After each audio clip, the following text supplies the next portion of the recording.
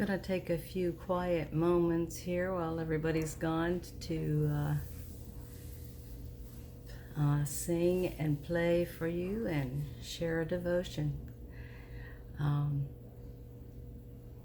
This song is Tell It to Jesus by Jeremiah E. Rankin, 1877, and the music by Edmund Lorenz, 1876.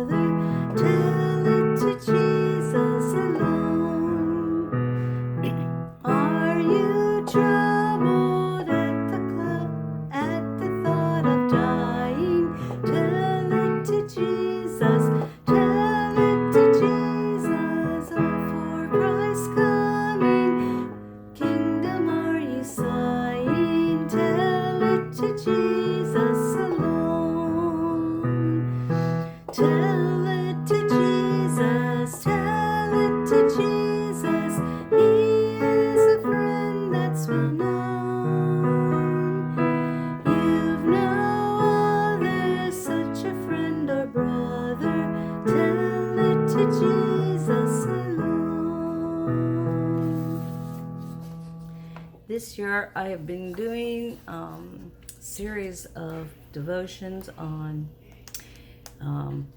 intentional living, and I found several scriptures that start out with "but as for me," and so me and some friends have been writing these devotions about "as for me."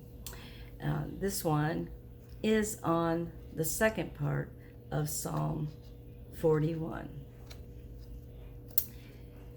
We have looked at being a friend, but there are many chronic pain warriors who feel that their friends have forsaken them, left them to die. Let's read on in the scriptures. But my enemies say nothing but evil about me. How soon will he die and be forgotten, they ask.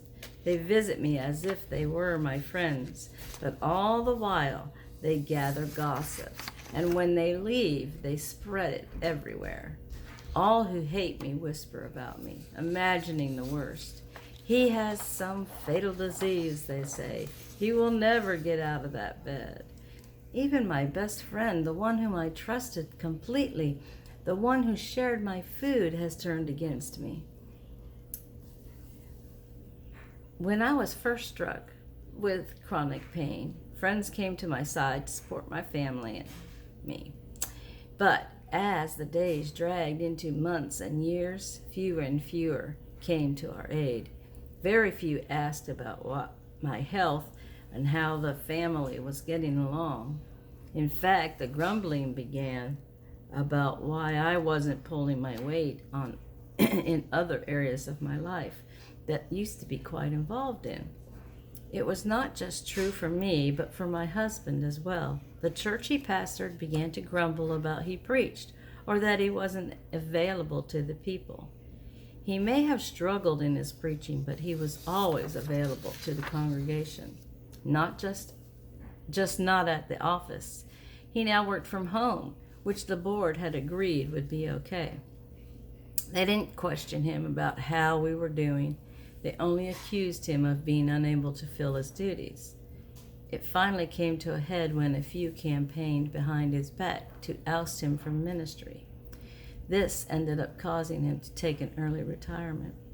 And since we lived in a parsonage, we no longer had a place to live and no way to pay for a home. Continuing on in Psalm 41, 10 through 12, Lord, have mercy on me. Make me well again so I can pay them back. I know you are pleased with me, for I have not let my enemies triumph over me. You have preserved my life because I am innocent. You have brought me into your presence forever. But how often do we say, I want revenge? Make me well so I can have revenge? But God never let go of us. He provided for us and led us to a safe place. We follow the example of Jesus. We didn't try to defend ourselves. We quietly resigned and moved away. Although our family wanted revenge against them, we said that vengeance belongs to the Lord. He will repay.